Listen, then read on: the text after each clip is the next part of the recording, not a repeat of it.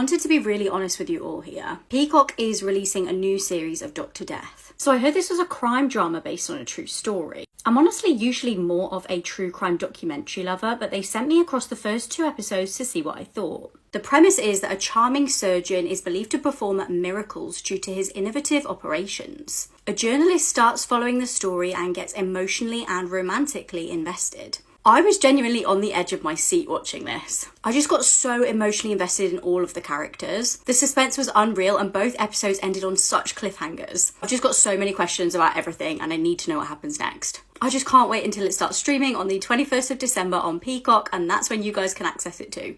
This man took a photo of his killer a second before he was gunned down. 35-year-old Reynaldo Daxa was celebrating New Year's with his family in the Philippines and took this photo of his wife, daughter, and mother-in-law outside their house. But as he smiled for the photo and waited for midnight to strike, there appeared to be 2 random men in the background. And as soon as Reynaldo clicked the shutter, this man aims at him and pulls a trigger. So here's the thing, Reynaldo was a politician and was one of the few that did not tolerate gang activity at all. He made sure that criminals were put behind bars and served a long sentence. And with that being said, these gang members did not like Reynaldo, and so they hired 2 men to murder him. Unfortunately, Reynaldo did not survive, but these 2 men were easily identified because of the photo that he took showing their faces. Killed an innocent girl at only 15 just to find out what it felt like. My name is Aiden Fucci, and I'm a young American teenager. I wanted to know what it felt like to take someone's life. I wasn't an aggressive or resentful person, but I used to express my desire to kill someone to my friends. However, they never took me seriously. I wanted to take someone into the woods and choke the bag to death. That's when I met 13-year-old Tristan Bailey. On May 9th, 2021, for no reason at all, I did what I wanted to do. I brutally stabbed Tristan 114 times in a forest. I felt really good afterwards and posted a smiling video on Snapchat. My mother was also arrested when she was found washing my blood-filled pants on the tapes. As a 15-year-old boy, for committing this horrible act, I was sentenced to life in prison. I will not forgive my friends who turned around and who also denounced me. Do you think I should be forgiven for my horrible and unexplained act?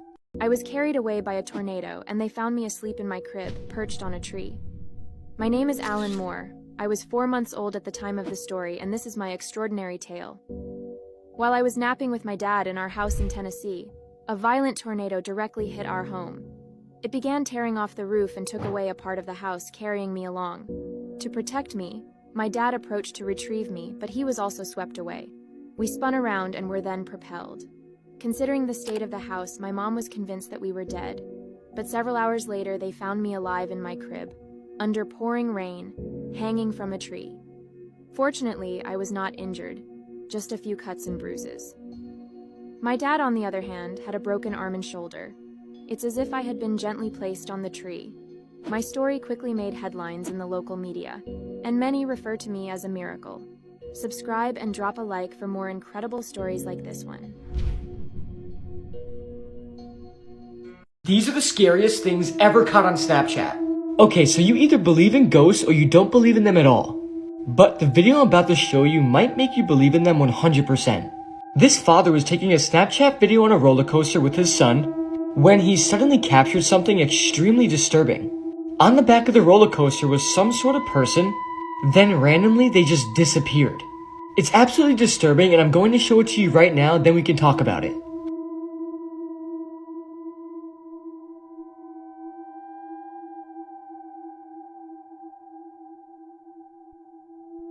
So yeah, where did this man go, or ghost? 1 second he was there, and then the next he's just gone, look. This is just extremely unnerving because imagine taking this video with your son, thinking it's just going to be a very fun and happy moment. But when you watch the photo back, you literally see this. I can't imagine this, and I hope I never witness something like this. I sold a kidney on the black market for an iPhone, and I am now disabled for life. My name is Wang Shangkun, and at that time I was 17 years old, originally from China. I had always loved Apple products but couldn't afford them. One day I met someone on a website who offered to buy one of my kidneys in exchange for $4,800. Without thinking I agreed, thinking that I didn't need both kidneys anyway. I then underwent an underground operation and sold my kidney on the black market. With the money I received, I immediately bought an iPhone 4 and an iPad 2. However, a few months later, an infection spread in my remaining kidney due to the poor conditions during my underground surgery. I quickly developed kidney failure, and today, at 25 years old, I must constantly rely on a dialysis machine, keeping me bedridden. This decision, which I never thought I would regret, changed my life forever. I exchanged my life for an iPhone and an iPad. Do you think I deserve what has happened to me? I'm waiting for your response in the comments. This is what would happen if oxygen doubled on Earth, and it would be a complete nightmare. Up first, bugs would be massive. Insects breathe through a tiny tube called the trachea, and scientists theorize that if more oxygen were to enter those tubes, insects like spiders and cockroaches would grow much, much larger. Just imagine a bunch of spiders this big chasing you. Do you think you could outrun them? But what's even crazier is about 300 million years ago, during prehistoric times, Earth's atmosphere was 30% oxygen. And during that time, insects were much larger. Dragonflies were the size of hawks and spiders were the size of small birds. And doubling the oxygen on Earth would mean we would have even more oxygen than there was back then, meaning the insects would be even bigger. So realistically, if oxygen doubled on Earth, our planet would turn into a war between insects and humans. And if they're as big as we think they're gonna be, I don't think we stand a chance. Unless we drop nukes, but that would also destroy us. So yeah, let's hope this never happens. This is the scariest story about the photo. There was a man who had a 6-year-old son, and one day the dad bought a new phone. He started cooking dinner and left his phone on the kitchen table. His son then came down to the kitchen and asked if he could play with the phone. His dad said yes, but as long as he doesn't call anybody or delete any text messages. The young boy agreed and went to his room to play with the phone. Around 10 p.m. that night, the dad went upstairs to go tuck in his son. He then went into his son's room and saw him face down in his bed with the phone on the floor. He then started going through the phone to make sure his son didn't delete anything. He noticed minor changes, like the ringtone was different and the background was different. He then noticed some pictures his son took. He thought how cute, he's taking pictures of himself. But then he came across a photo that made his heart skip a beat. It was a picture of his son sleeping with a very creepy woman in the picture. Who took the photo. He then checked on his son and tried to wake him up, but it was too late. He flipped his son on his back and saw that he was stabbed numerous times and he was dead. I froze 2 of my babies and burned the 3rd in a fireplace. My name is Veronique Courgeot, and all this happened between 2002 and 2006. I killed my first child in 2002 in France while I was in denial of my pregnancy.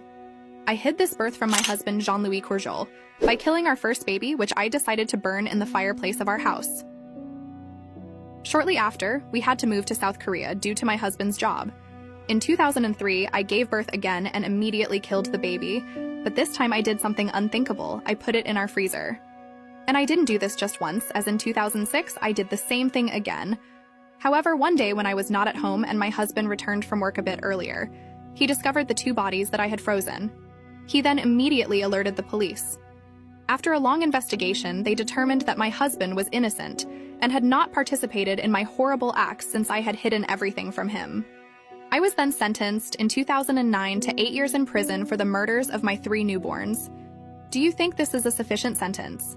Died in a helicopter crash. My name is Kobe Bryant, and let me tell you my story. I was one of the best basketball players to ever exist. During my 20-year career with the Lakers, I achieved unparalleled success. I won 5 NBA championships, earned numerous all-star selections, and became one of the most iconic players in the history of the game. However, on January 26, 2020, things went terribly wrong for me. My daughter Gianna had a basketball game that day. Her dream was to follow in my footsteps. Due to heavy traffic, we decided to take the helicopter along with 7 others. The flight initially proceeded normally until the helicopter entered a thick fog. The pilot became panicked and attempted various maneuvers to escape the fog. As a result, the helicopter became unbalanced and rapidly approached a nearby hill. The pilot couldn't regain control of the helicopter, and along with the other 8 passengers, we crashed. The impact was so profound that all the occupants tragically lost their lives. The entire world received the news that day with shock and disbelief. That day, we lost one of the greatest basketball legends and a source of inspiration for millions of people.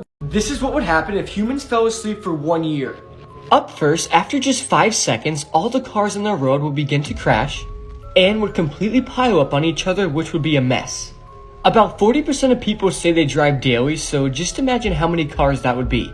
Next up, just after 1 minute, everybody would be sleeping in the most random and obnoxious places. Like in the doctor's office, a grocery store, or just in the middle of the street. Who really knows, because everybody would just fall asleep completely at random. Next up, after 20 minutes, all the planes in the sky that were flying would begin to fall back down to the ground. On average, there is 9.7 thousand planes in the sky at once, and they are carrying over 1.2 million people, so this wouldn't be good at all. But if this does happen, let's just hope none of us are in a plane. Next, after 12 hours, millions of people would be dead. This is because whatever activity they were doing before they fell asleep could result in their death, like a plane crash, car crash, or just falling and hitting their head. So let's all hope this never happens. The story of Rachel Joy Scott is one of the most heartbreaking, inspiring, and downright creepy cases you will ever hear. Rachel Joy Scott was a 17-year-old senior at Columbine High School in the spring of 1999. She was also a very devout Christian, and everyone knew her for that. Rachel was outside having lunch with her friend when the shooters arrived on campus. Rachel would go on to become the first victim in the most infamous school shooting in American history. Witnesses say that Rachel was shot, and minutes later, after the shooters discovered she wasn't dead, came back and asked her a very simple question. Do you still believe in God? Rachel's answer will go down in history. In the face of death, she replied, "You know I do." The shooters then said, "Well, go be with him," shot her, killing her instantly. It was then discovered that 2 hours before the shooting began, Rachel had drawn this picture. This picture shows a set of eyes crying tears, which then turn to blood on what is known as a Columbine flower. There are 13 tears drawn on this picture. 13 people lost their lives in Columbine High School that day. Something that happened recently, this month actually. There was a Bosnian bodybuilder who killed his wife on Instagram Live. So he's just like a regular professional bodybuilder. He has millions of followers, and he got his following just posting fitness content and stuff like that. And then there's one time where he went live, 12k plus people joined the live, and then once the people came in, he pointed the camera to his wife, and she was already on the floor, beat up, bloodied. He flips it back to him, and he's like, well, you guys are about to witness something never seen before. Y'all about to watch live, or y'all about to watch an execution live. And then he shot her, and then all you hear is like, they have a daughter as well, and all you hear is the daughter in the background crying. And then like he points the camera again to the floor, and then it's the little baby next to the mom crying in a pool of blood, and he's like, somebody come save this child. And then he dips. He goes on a killing spree, kills 2 more people, kills a father and a son. Then he injures 2 more people, and then he... What the hell, bro? Yeah, some people did as This is the scary story about It Won't Hurt, and it's absolutely shocking. There was a bus driving late at night, and it was completely packed full of people. Suddenly, an old woman on the bus became ill, and she asked the bus driver to stop the bus. They were on a country road surrounded by a forest, so the driver told her to wait. But the old woman began to throw a fit, screaming and yelling at the bus driver, demanding him to stop the bus. The bus driver then pulled over to the side of the road, and the old woman got out and ran into the woods. When the old woman came back from the woods, she was holding a little girl's hand who was crying. When they got back on the bus, everybody asked the little girl what was wrong. She said her mother brought her into the woods and placed her on a tree, then tied a rope around her neck and said, "Whenever you get bored, just jump. Don't worry, it won't hurt." The old woman said she didn't know why, but she felt something was wrong in the woods. And when she got in the woods, she caught the girl while she was jumping. The bus driver then began to drive again, and he suddenly saw a young woman standing on the road. He then stopped the bus. When the young woman got on the bus, the little girl stood up and said, "Mommy, you promised it wouldn't hurt."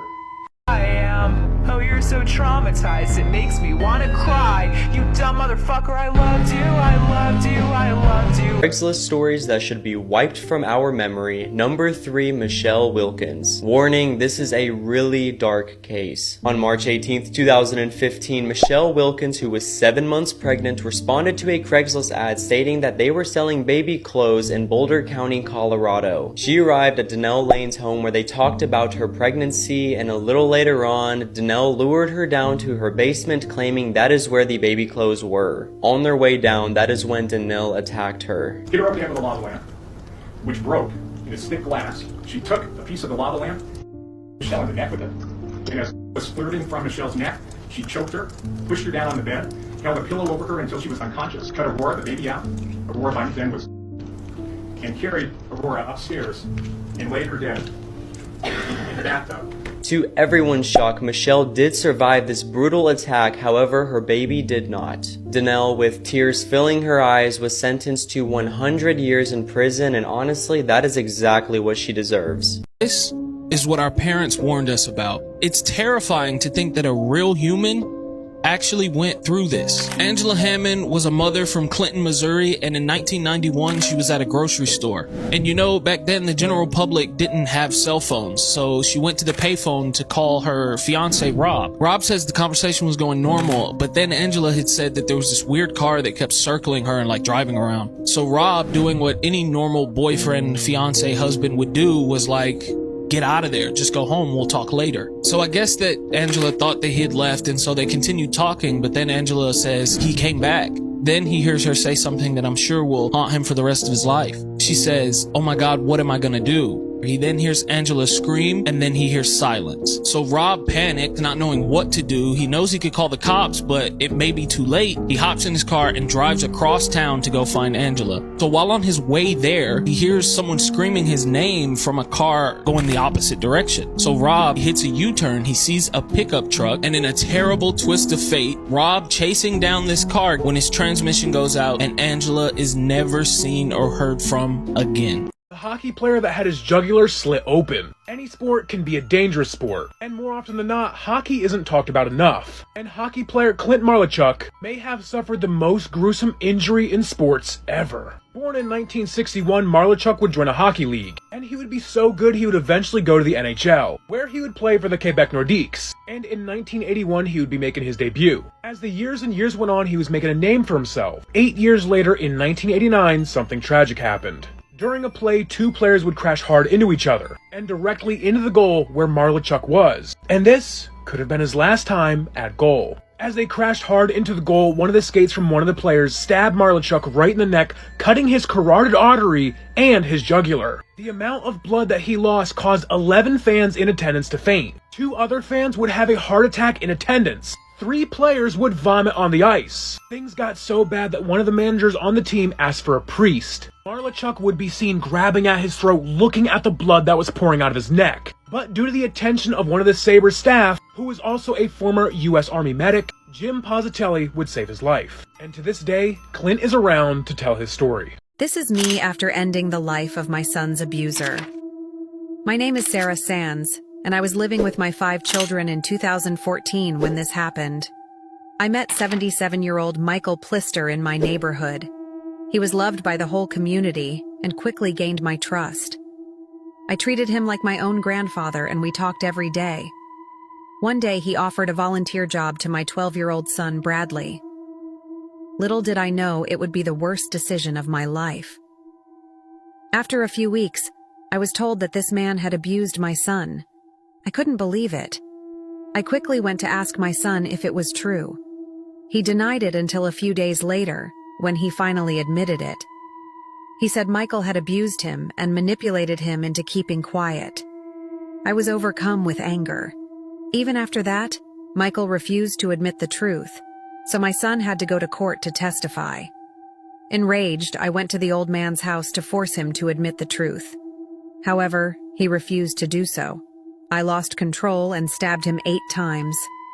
Sometime later, it was discovered that Michael had been charged 24 times with child abuse and was still at large. I was not convicted and now live happily with my children. Do you think the courts were right? I want to talk about one of the strangest cults I've ever seen, because it is unreal what they are asking their followers to do. Also, I cover a lot of darkly curious stuff on this page, so you should follow along. So recently, Netflix and Amazon came out with documentaries about the Twin Flames cult, a cult that operates on Zoom and is run by these 2 theater kids, Jeff and Shalia. They teach that everyone has a twin flame love, someone who is made in heaven that we have to find on earth. But they also teach you that you have to pursue this love at all costs, even when the person is begging you to stop. So for instance, this woman developed a crush on a much younger guy at work, and he very politely asked her to stop pursuing him. But she kept on doing really uncomfortable things, and that's because she was getting advice from Jeff. You don't fucking back down. One woman even went to jail after she continually violated a restraining order her ex-boyfriend filed against her. Obviously, that method was not helping their followers find true love. So Jeff and Shalia changed tactics, and this is where it gets bonkers. They tell their followers that their twin flames are actually other followers in the cult, but they have almost exclusively female followers. And a lot of their followers who didn't identify as queer were being paired with other women. And Jeff and Shalia tell them that it's because they were assigned the wrong gender and in reality are men. I was told you are a man. So technically they are still straight. And they basically tell their followers that if you don't transition genders, you will never find true love. The documentaries get into it a lot more. Obviously it's very complicated, but you kind of just have to see it to believe it. Imagine walking into a hair salon for an appointment and finding a murder scene. Yvonne Torch was a 31-year-old businesswoman. She lived in New York and owned a hair salon named His and Hers, which had opened in 1994. Yvonne and her husband Pierre lived in the area for years. They'd been married since 1991 after they began dating the year prior. Yvonne had a daughter from a previous relationship and the pair also had a child together too. Pierre worked as a fireman and said he got a kick out of saving people's lives. The 9th of June 2004 should have just been like any other day for Yvonne. She headed to work in Newburgh and at 10 a.m. she had an appointment booked in with her husband's nan. It had taken her about half an hour to do her hair and the woman left the salon just before 10:40. The next customer that walked in for their appointment had a hideous shock. They were met by Yvonne's body on the floor in a pool of blood. The alarm was raised and officers rushed to the scene. Yvonne had been killed by blunt force trauma to the skull.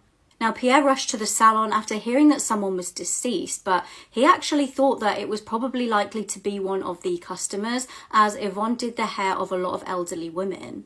He was obviously heartbroken at the news that it was his wife. Investigators started looking for any potential enemies that Yvonne may have had, but by all accounts, she was a really well-liked woman in the area. They also obviously started looking into her husband, Pierre. As far as they could see, there were no troubles between the pair and they were actually due to move to Florida. They were about to embark on a new life and had started looking for properties in the area. Pierre was eventually ruled out as a suspect. Tragically, Yvonne's case remains cold after all of these years. The disappearance of 3-year-old Riker Webb is one of the strangest stories I've ever read. So this is Riker Webb, a 3-year-old from small-town Troy, Montana.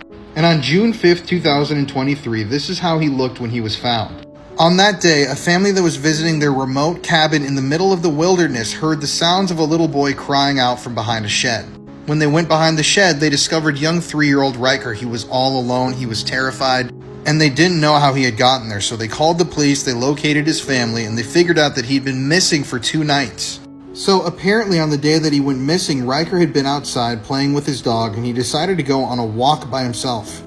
Now, according to some reports, his family actually noticed that he had been missing but waited for 2 hours to actually report it to the police. And in that time, Riker traveled a very long distance. Now, just take a look at this little map. This is where Riker was at the beginning of this ordeal, and this is where he was found 2 days later. I think it's absolutely wild that a 3-year-old could actually walk that far in 2 days, let alone completely by themselves in an area that, according to locals, is heavily populated with bears and mountain lions. Now, during the time while Riker was missing, there were massive thunderstorms that were pummeling the area, water was pouring down from above, and at night the temperatures dropped into the 40s, so these were absolutely insane weather conditions. And even some adults wouldn't be able to survive this ordeal. So there are still so many questions that remain in my head about this case, like how he made his way all the way down from that point to that point, how he survived the elements. But at the end of the day, I'm just so happy that he was found and located and brought home safely. Teenager vanished in the middle of her shift at work and was later found dead. Tracy Jones was just 19 years old, living in Arkansas in 2006. She worked for a magazine sales company and was dating her boss, Robert Blair. On the 15th of November, Robert had dropped Tracy off at her shift at work. This was at a truck stop in Little Rock. Now, this was a regular occurrence. She would go to various locations and sell magazine subscriptions to truckers. She was good with people and really friendly, so the role suited her. As usual, that day, Robert tried to call Tracy towards the end of her shift to arrange to pick her up. However, worryingly, she didn't answer the phone. Now, many people saw Tracy that day talking to several customers, but during her shift, she seemingly vanished. Tracy's loved ones all started hunting for the missing teen but had no luck. Then on the 17th of November, Robert reported Tracy missing to police. Tragically, on the 26th, there was a heartbreaking discovery. Tracy was found dead in a ditch in a wooded area in Memphis. She'd been wrapped with tape and was partially unclothed. She'd been SA'd and stabbed to death. Her cause of death was found to be blunt force trauma, and forensic teams collected DNA from her body but found no matches. Horrifically, investigators revealed that they believed she was killed closer to the date that she was found than the date she went missing. That would likely mean that she would have been held captive for an extended period of time, and who knows what horrors she went through. Investigators brought in the FBI, but frustratingly this case remains unsolved. The FBI believe that her killer may be part of the trucker community because of where she was last seen. Another crucial factor is the fact that she was found along a highway which would have been easily accessible to truckers. This is by far the worst thing that ever happened at a sports event, and it's extremely sad. Shannon Stone, a 39-year-old firefighter from Brownwood, Texas, tragically fell headfirst out of the stands during a baseball game at Rangers Stadium. He was attempting to catch a ball that was tossed to him by Rangers outfielder Josh Hamilton. Shannon Stone approximately fell 20 feet before landing on the concrete below. And despite being conscious after the fall, he went into cardiac arrest soon afterward and was pronounced dead within an hour. The incident occurred while he was at the game with his young son, who witnessed the whole thing happen in front of him. This is just so sad because Josh Hamilton wanted to give a young fan who was Shannon's son something that he could cherish forever, which is a baseball game ball. But Josh Hamilton could have never guessed that this gesture could have turned out so bad. Another sad thing about this case is when Shannon Stone was on the stretcher, he told the people helping him, "Please check on my son is up there all by himself." Which he was, because they only came to the game together. This father and son went to a baseball game, as every father and son do, to bond and have a good time. But instead it turned into a nightmare for both Shannon and his son. You can see Shannon's son in the video, who is standing up right behind him as he reaches over and catches the ball. And as you can see, this happened right in front of his eyes. But in memory of Shannon Stone, the Texas Rangers honored him with a bronze statue at the stadium, depicting him and his 6-year-old son Cooper at a Rangers game. Tragedies like this serve as a reminder that accidents can happen anywhere and anytime, even on a day out at a baseball park, so we all have to be aware of everything. This is just such a sad case, and I feel so bad for Cooper, and may Shannon Stone rest in peace. The death of Kendrick Johnson is one of the most mind-bending cases you'll hear. Kendrick Johnson was a high school student in Valdosta, Georgia. He went missing in high school. How could a child just completely vanish at school? On January 11th, 2013, Kendrick Johnson's body was found rolled up in a wrestling mat, head first, with his shoes removed. The Georgia Bureau of Investigation conducted an autopsy where they found that Kendrick died from suffocation after being stuck in the mats for so long, but the family just did not buy it. The family paid for a second autopsy from a private coroner who determined that Kendrick died from blunt force trauma to the head. He ruled that his death was a homicide. Another autopsy from a third coroner backed that up. It was discovered during the second autopsy that Kendrick's internal organs were removed and his body stuffed with newspaper, something the Georgia Bureau of Investigation never disclosed. After all of this, no one has been charged with the death of Kendrick Johnson. Do you think Kendrick's death was an accident, or should someone have to pay for the loss of this young life? Follow for more horror stories like this. 4 years after this woman died, police made a shocking discovery. Kaylin Whitaker was just 20 years old, living in Illinois. It was October 2014 and Kaylin was dating Connor Scott, who was 24. Now the pair were actually engaged and had been living together in Connor's parents' basement. On October 31st, tragedy struck. The pair were home alone in Martinsville and Connor said he was woken by the sound of a gunshot. He rang police straight away and told them that his fiancée had unalived herself. However, police were suspicious. When they arrived, they found Kaylin with a gun in her hand. Despite her being right-handed though, she was found to have the gunshot in the left side of her head. Her death was ruled as a self-unaliving, but work was going on behind the scenes. Forensic experts were looking at the likelihood that the gunshot was self-inflicted. They were examining the spot that the bullet had entered her head. It would be 10 months later that her death was reclassified, and this time as a homicide. Locals were suspicious of Connor, but he was not arrested. Kaylin's family were obviously very frustrated at the lack of justice in this case. Then in 2019, Connor was reportedly intoxicated and making threats to his own life. He was in the middle of an argument with his new girlfriend and he had told her that he was going to hurt himself if she ever left him. Police were called and when they showed up, they seized a loaded weapon from him. Connor was taken to a local hospital to sober up and calm down. Now, 3 weeks after this incident, Connor walked into a police station and made a shocking confession. He told police that it was him that murdered Kaylin back in 2014. Shortly after, he was officially charged. Strangely though, after his confession, he ended up pleading not guilty. It was months after that he eventually accepted a plea deal and pleaded guilty to the crime. He was sentenced to 37 years in prison. These are pictures with horrifying backstories. Up first is this picture. In May 2002, Richard Markham killed his drinking buddy Tristan Lovelock by hitting him over the head with a hammer 15 times before dismembering his body with a saw and hacksaw. Markman dismembered the body, even baking an arm in an oven, and scattered the remains of the body in a nearby park. Following the murder, he fled to New York where he was eventually captured by the police in Central Park. He received a life sentence for the murder and dismemberment of his friend. Next up, on February 22nd, 1993, 14-year-old Greg Ousley calmly entered his parents' bedroom, wielding a 12-gauge shotgun. He then shot his father in the head before turning the gun on his mother, who was trying to run out of the room to seek help, but unfortunately she wasn't fast enough. Greg was sentenced to 60 years in prison for the chilling crime of murdering his parents. Next up, this is the oldest victim of the 9/11 attacks, and his name was Robert Norton. He was an 85-year-old retired man from Lubbock, Maine.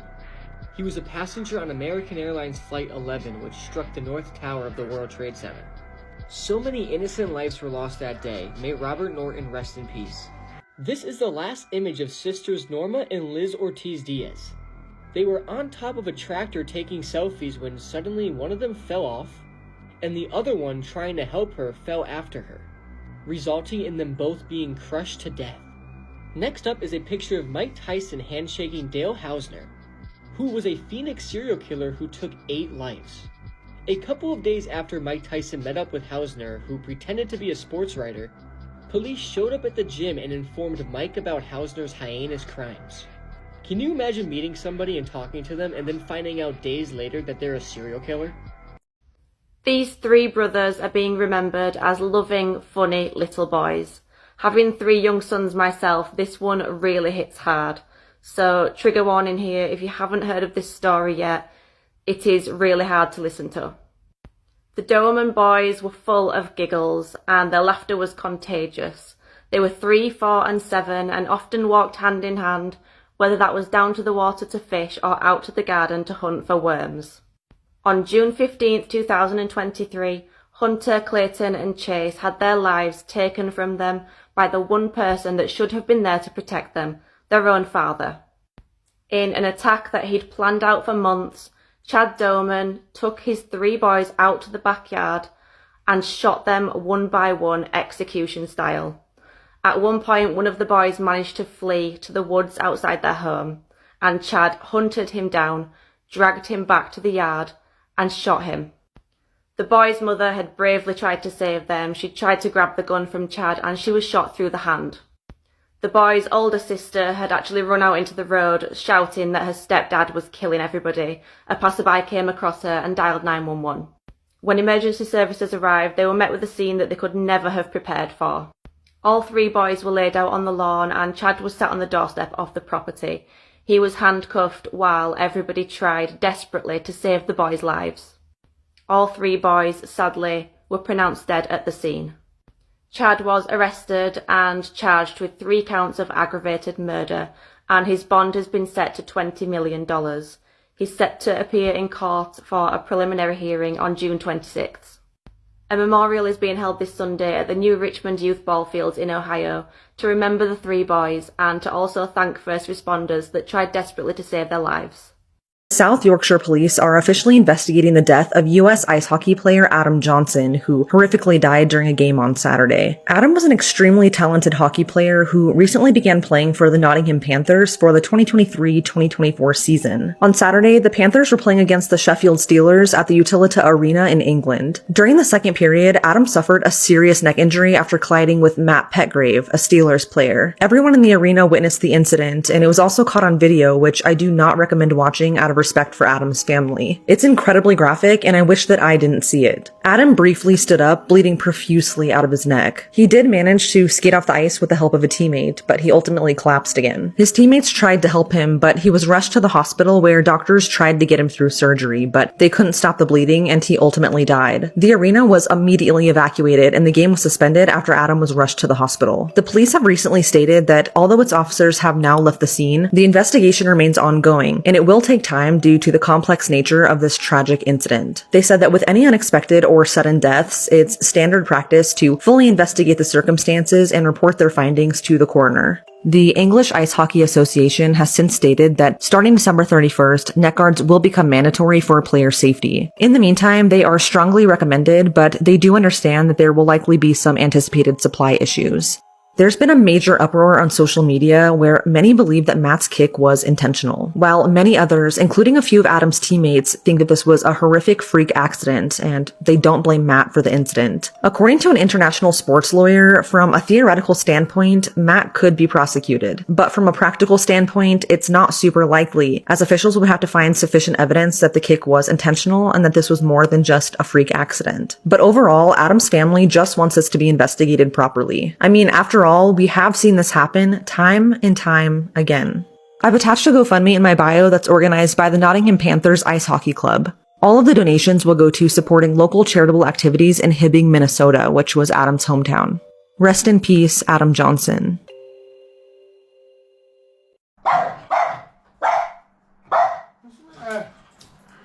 What? Nothing there, mate. Nothing there. What? There's nothing there. This mum chatted on the phone to her daughter one night. She had no idea a few days later she'd be found murdered. Brittany Phillips was just 18 years old and living in Tulsa, Oklahoma. It was 2004, and on the night of September the 27th, she rang her mum as usual. They chatted for a while around 9 p.m. and nothing seemed off about the conversation. However, that would be the last time Brittany's mum would ever speak to her daughter. Little did Brittany know something terrible was about to happen. Now, due to this case being actually unsolved, we don't actually know if Brittany's killer was already in her apartment at this point and maybe hiding, or broke in shortly after. On the 1st of October, a terrifying discovery was made. Now, police had been asked to do a welfare check after no one had heard of Brittany for a few days, and when entering her property, they discovered a body on the bedroom floor. Brittany had been arred and strangled. Now, investigators believe that she died on September the 27th, sometime after 9 p.m. when she spoke to her mum. They originally believed it was between the time of 9 p.m. when she last spoke to her and 8 a.m. the next morning on the 28th. Forensic officers collected DNA from the scene and promptly started checking it against locals in the area. However, frustratingly, no matches were found. Interestingly, 2 people in the area declined to provide their DNA, which heightened suspicions around them. Police managed to get a court order, which meant basically they had to give a sample. However, after all that, neither of them were a match. Now, Brittany was a well-liked girl with no known enemies, and no one could place anyone who would have any reason to want to cause her harm. She didn't have a partner either, so there was no obvious suspects. Frustratingly, her case went cold until interesting new information came to the surface. This was nearly 20 years later in February 2023. Brittany's granddad had received a birthday card that Brittany had sent to him way back in 2004. Interestingly, it had a post office stamp, which meant that it would have had to have been purchased at a kiosk or a post office desk. The date on the stamp is September the 29th, after her original believed date of death. Unfortunately, Brittany's murder is still unsolved and her family are left with more questions than answers. 21-year-old Lily James was found brutally murdered in her school's gym bathroom, and the person responsible was one of her scorned male colleagues. Lily was a water polo coach at St. Andrew's Cathedral School in Sydney, Australia. For the past 5 weeks before her death, Lily was dating 24-year-old Paul Thyssen, who was a cricket and hockey coach at the same school. But just days before, Lily had actually broken up with Paul and just wanted to remain friendly with her male colleague. But on October 25th, Lily was reported missing after failing to return home. Just before midnight, police received a phone call from Paul stating that there was a body at the school that should be investigated, and when police arrived, they walked into a gruesome scene. There in the school's gym bathroom was a woman who had been a clear victim of homicide. Police described the woman as having serious head injuries from a hammer that left her to be unrecognizable, so much so that it took them until the next morning to officially identify her as Lily. Authorities began combing through surveillance footage and found that Lily was last seen alive on CCTV footage entering the gym bathroom around 7 p.m. the night she was found. Paul was seen following her close behind and entering the bathroom as well. It's assumed that a fight broke out between the two of them, and then an hour later, Paul was seen leaving the bathroom without Lily. Sometime after the attack, Paul texted Lily's dad from her phone asking to be picked up from the school. He then went to Diamond Bay Reserve, which was his last known location, and dumped a backpack containing some personal belongings and a hammer, which was later determined to be the murder weapon. Around 2 hours later, this is when Paul called 911 to report the body at the school. After this, Paul disappeared, and this is when police publicly identified him as the prime suspect in Lily's death. His body would be found 2 days later on the rocks beneath Diamond Bay Reserve by a group of tradesmen. He was identified via fingerprints, and it was determined that he ended his own life after murdering Lily. There were no reported domestic violence issues between the two of them in the past, but that doesn't really mean anything because, as we all know, we never truly know what happens behind closed doors. Lily was described as the nicest and kindest person who was vibrant, outgoing, and very much loved by her family and friends. I've attached a GoFundMe in my bio created for Lily's family to take the time necessary to grieve this incredible loss. I'd like to end this video on a note from Lily's grandma. She said, quote, "Some people come into this world, I think they are so special, and they don't stay long. I think that was my granddaughter," end quote. This woman was brutally murdered and targeted by a complete stranger for being a woman and walking alone at night. This is 25-year-old Mitchell Dang. She loved to vlog her life on YouTube and she was so kind. But on August 26th of this year, she would post her last vlog before she would be brutally murdered by a complete stranger after leaving a music venue. That day, Mitchell vlogged her outfit and she was happy and dancing. She was really excited about going to a nightclub with her friends, and the last thing she told the world was, quote, "I'm just going to dance my heart away," end quote. She was last seen alive that night leaving the Alley Cat music venue in Atlanta, Georgia. She would be missing for 4 days until her nude body was found stashed underneath a stairwell in the basement of a parking garage. What's really sad is that it took authorities 4 days to find her, but the parking garage where she was found was right across the street from the Fulton County Courthouse. It would take nearly a month, but security footage from the parking garage and Mitchell's MARTA card information led police to 24-year-old Jacavius Arnold, who admitted to killing her. Security footage showed Mitchell leaving the venue the night she was killed, and shortly after she was approached by Jacavius. He was a complete stranger to her, but according to police, he pretended to be a good Samaritan and insisted on helping her find her car. The two were then seen on CCTV walking around the parking garage where her body would later be found. According to Jacavius, he forced Mitchell under the stairwell, choked her until she passed out, and then proceeded to sexually assault her. But Mitchell woke up sometime during the assault, so he strangled her again until she died. Police say Jacavius then took off all of her clothes and sexually assaulted her corpse for at least 20 minutes before stealing her cell phone, covering her face with a newspaper, and leaving her. He did admit to returning once more to the scene to get his sunglasses and to hide her body more. What's absolutely terrifying is that Jacavius also admitted to 2 additional sexual assaults under the exact same circumstances, targeting women walking alone at night. He has since been arrested and charged with murder, kidnapping, aggravated sexual battery, and necrophilia, amongst many other charges. I've attached a GoFundMe in my bio created for Mitchell's family to take the time to grieve this horrible loss. Mitchell's dad has gone on to say that ever since her life was taken, their entire family sleeps together in the living room. He says they can't separate, that they have to stay together to fill up the emptiness. You see a potential murder weapon in this photo. One of these girls was murdered and the murder weapon is hidden in this selfie. Cheyenne, Antoine and Brittany Gargle are pictured in this photo. Cheyenne has the grey top on and Brittany is the one stood further back. The pair were friends from Saskatoon in Canada.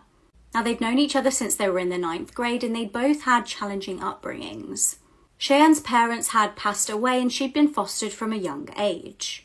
Brittany had also not been raised by her parents. Her mum had addiction issues, and so her nan had raised her. The friendship seemed like a great match. On the evening of the 23rd of March 2015, the girls took this selfie before heading out.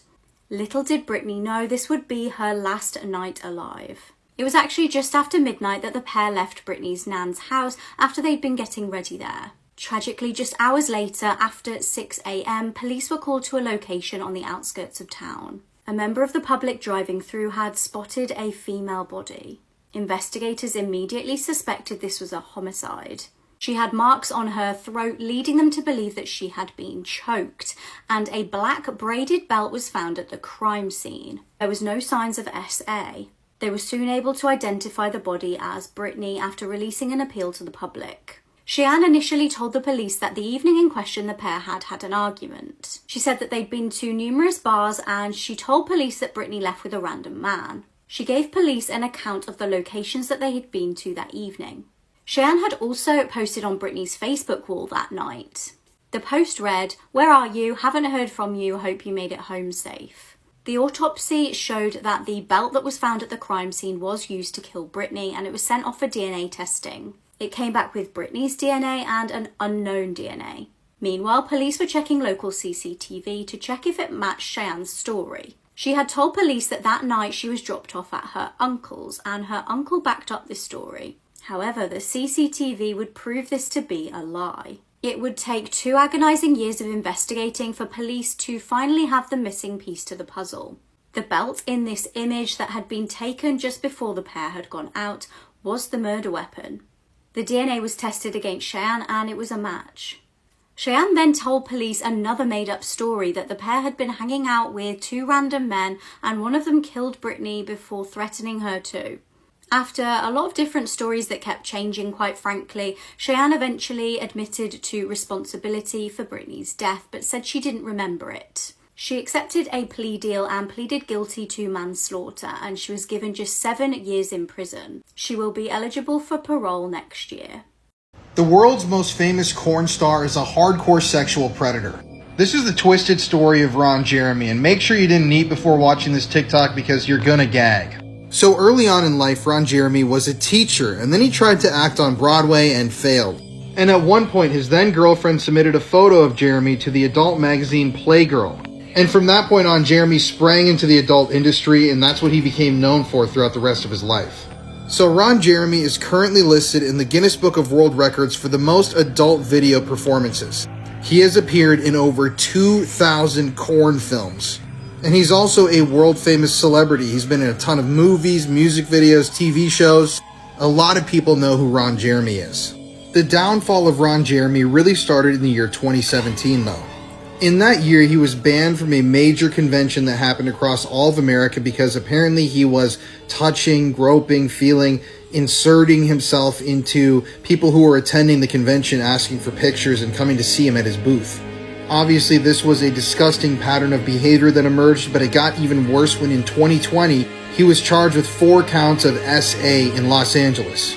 Apparently, he had SA'd a woman at a home in 2014, he had assaulted 2 other women at a bar in 2017, and then he was accused of assaulting another woman at the same bar in 2019. So initially, just like predators always do, he claimed that he was fully innocent, but as the details behind this case came out, it got so much more disturbing.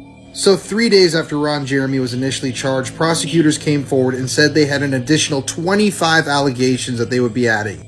6 women from the adult film industry had came forward and said that Ron Jeremy had SA'd them in the past. Then the next month, 30 more allegations were made about his appearances at these conventions and on the sets of films and in houses all over Los Angeles. Then in the next month, August of the same year, the charges got even worse. He was charged with forcible penetration by a foreign object, things like sodomy, and these charges stemmed from 12 different women, ages 15 to 54 years old, who claimed that these things happened from the years 2004 to 2020. And yes, these charges then made Ron Jeremy a pedophile. So eventually on August 25th, 2021, he was indicted on 30 counts of SA with 21 different women testifying against him. Eventually, though, after lengthy legal proceedings that lasted years, Ron Jeremy was found mentally incompetent to stand trial. And in February of this year, he was committed to a mental health facility in California. Apparently, he's going to be at this facility for up to 2 years, so I don't know what the full outcome of the situation is going to be, but yeah, this is a really just disgusting story, and there are so many victims, and probably so many more that will never come forward.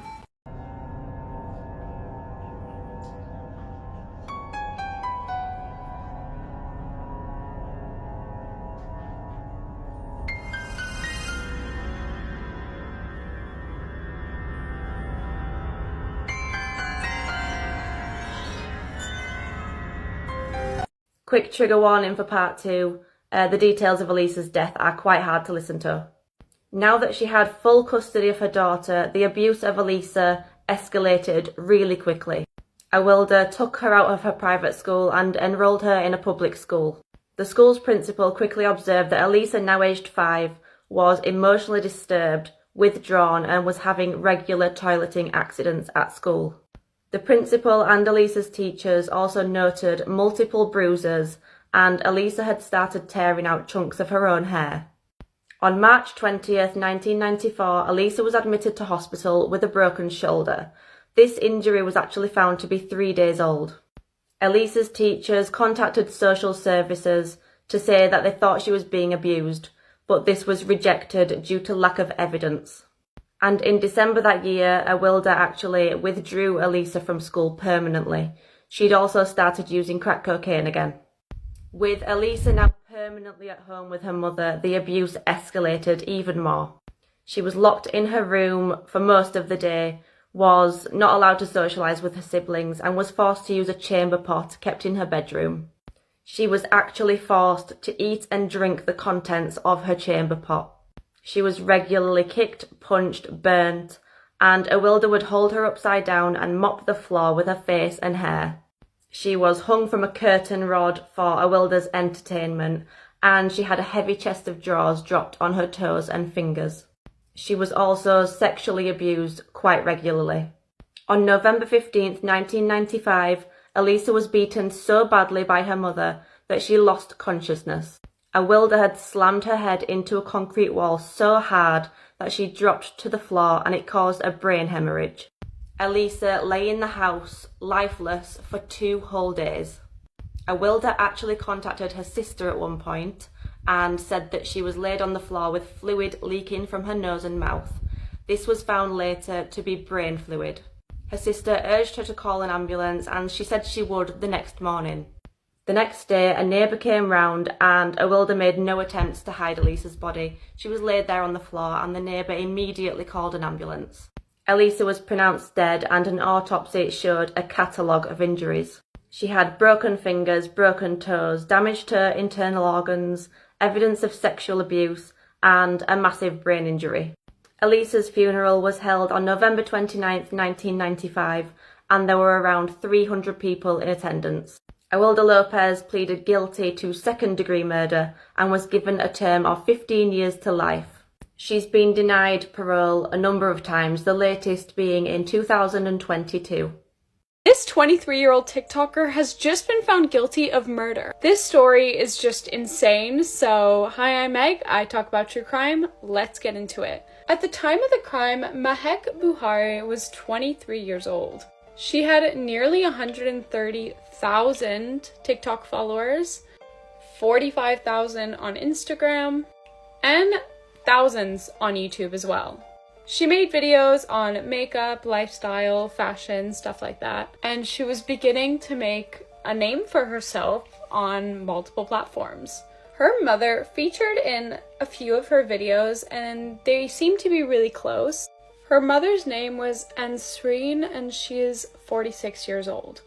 This whole situation began around 3 years ago when her mother started a secret affair with a younger man. The man's name was Saqib, and he was only 19, I believe, when this affair started, and she was like in her 40s. He quickly fell in love with Ansreen. Sorry if I'm saying any of these names wrong, they're kind of difficult for me to pronounce. But she was married, and to her this was just like a fun little affair on the side. She had been married to her husband for over 20 years, and he did not know about this affair. The only person who knew about the affair was Mahek, the TikToker. Saqib really wanted a real relationship, and he wanted to woo her, so he spent thousands on her. It said somewhere that he spent around £2,000 trying to impress her. Fast forward to 2022, Ansreen wanted to end this relationship. He was getting pretty obsessed with her, so she just wanted nothing to do with it anymore. After she tried ending things, things got pretty intense really quick. Saqib started threatening her because he had certain videos and pictures of them together, if you know what I mean. He was blackmailing her, being like, if you leave me, I will send these to your son and your husband. And obviously she did not want these intimate moments being shown to her son, and she did not want her husband finding out either, because that would be bad. Like I said before, Mahek was the only person who knew about this affair, so her mother turned to her for help. She turned to her 23-year-old daughter. The two spoke about it over WhatsApp, which is just mistake number one. If you're gonna try to like take someone out, you know, call about it, don't text it. There's a text from Mahek to her mother saying, I'll soon get him jumped by guys and he won't know what day it is. So it doesn't necessarily mention murder, but it does, you know, prove that she wanted to do something. Mahek, alongside her mother, decided to arrange a meeting with Saqib to give him back the $2,000 he spent on Ansreen. 11th of February 2022, the police get a frantic phone call from Saqib. Here's a transcript of the call if you want to fully read it. You can pause now. TikTok just deleted the other half of this video and I've just finished the makeup, so I'm just going to continue the story. In this phone call, Saqib is frantically trying to get the police to help him because he's being followed very closely. And he claimed in the phone call that the people following him were wearing balaclavas, which are like masks kind of. And he says, they're trying to ram me off the road, they're trying to kill me, I'm going to die. He was not alone in the car, he was with his friend, his childhood friend called Mohammed. As the police were trying to get him some help, the phone call ended after he screamed and there was a huge crashing noise. Saqib's car was rammed off the road by another car off of the A64 dual carriageway. The car immediately was engulfed in flames and both the young men lost their lives. All because a woman didn't want her husband to know that she was cheating on him. Well, he knows now because the police obviously found out about it. The bodies were so badly burnt that they had to be identified using dental records. It was pretty clear that this wasn't an accident because of the 999 call he made earlier. Just so you guys know, this is in England. I feel like I've not mentioned that yet. I'm not really sure how the police actually found out who was involved. Like, that whole part was not anywhere that I could personally find. But they ended up at Mahek's house and she claimed that she was home all evening. She later then changed her story, saying that she had been there, but she wasn't involved at all. In fact, in this video footage you're seeing right now, her car was the one with the red arrow. And her mother, Ansreen, was also there with her. The police confiscated Mahek's phone and asked for the password, and she gave them the wrong password, which is like sketchy as hell. When they asked her why she gave them the wrong code, she was like, oh, I was stressed out and gave you the wrong code, but it's really because she probably didn't want them reading the text messages, saying she was going to get Saqib jumped. Mahek actually said in court that she had lied to the police multiple times, but her, alongside everybody else involved, were claiming that they were innocent, that they had nothing really to do with it, it was all an accident. But after the trial, they were all found to be guilty. Every single one of the drivers involved. I think that there was one that was let go, but I don't actually really know the situation behind that because the information is not very good at the moment. because it's all very new, so it's kind of hard to find what I need. I don't think that the sentencing has been done yet because I can't actually find a number of years that her and her mother and everyone involved will be in prison for, but they're definitely going to prison. I think I read somewhere that the sentencing will be done in September, but I'm not 100% sure on that information. Like I said, it's very scarce. And that's the entire case from what I could find. It's insane to me that those two young men lost their lives because of this. Like, it's so ridiculous. It's creepy because her TikTok account is still, like, up. And it's weird to look at, like, her videos. She probably had no idea that her last video was going to be her last video. I would love to hear what you guys have to say about this case / what case you want me to do next.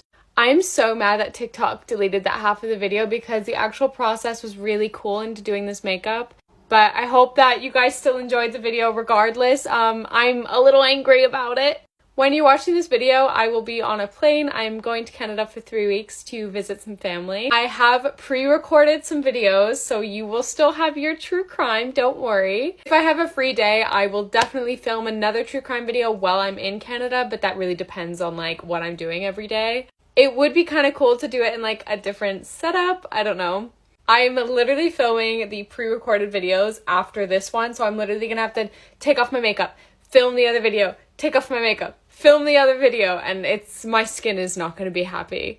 That's everything for today's video. I hope you enjoyed it, and I'll see you guys in the next one. Bye!